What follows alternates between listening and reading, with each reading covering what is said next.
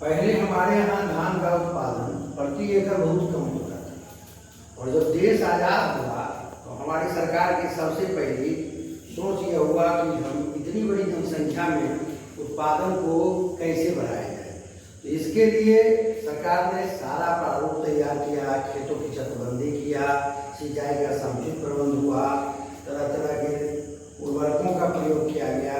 लेकिन हरित क्रांति आई, डॉक्टर एस स्वामीनाथन के श्रेय से संकर धाम दो भिन्न का उत्पत्ति किया गया, संकर प्रजाति को उत्पत्ति किया गया, और दो भिन्न वांछित गुण वाले, एक कम वांछित गुण वाले, एक ज्यादा वांछित गुण वाले, दोनों के बीच क्रॉस प्रजाकर एक नवीन उन्नत जाति का उद्भव और विकास किया गया।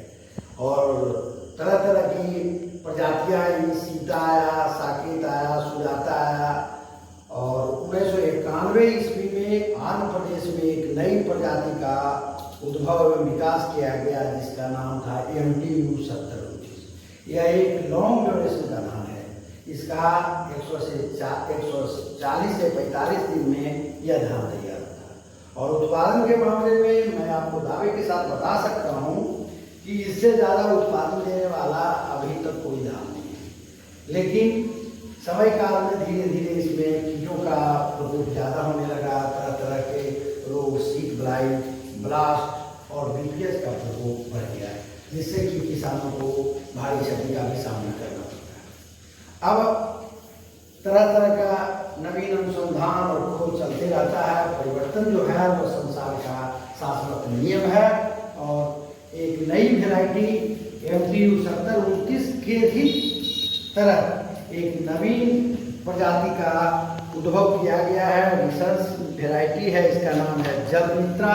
और जलमित्रा शब्द से यह अनुभव होता है इस वैसे क्षेत्र में इस धान को लगाया जा सकता है जिस क्षेत्र में पानी बहुतायत रूप में होता है, और जब बहुतायत रूप में कभी कभी दूसरे धान को दिक्कत होता है, उसका ग्रोथ नहीं हो पाता है, उस स्थिति में यह जलमित्रा धान उसके लिए उपयुक्त माना गया। साथ साथ यह नवीन रिसर्च और नई प्रजातियां हैं, इसमें किसी तरह का कीटों का संक्रमण नहीं होता है। और सबसे बड़ी यह जलमित्रा में खासियत यह है कि इसका जो डंठल होता है वो बहुत कठोर और मजबूत होता है, जो कि कभी हवा से गिरने की आशंका नहीं बनी रहती है। इसलिए किसान भाइयों को मैं यह संदेश देता हूँ, इस जलमित्रा को अगले साल यहाँ के कुछ किसानों ने लगाया था, जिसका कि उत्पादन बहुत अच्छा रहा, और बाजार भी सबसे बड़ी इस प्रजातियों में चमक भी बहुत अच्छा है।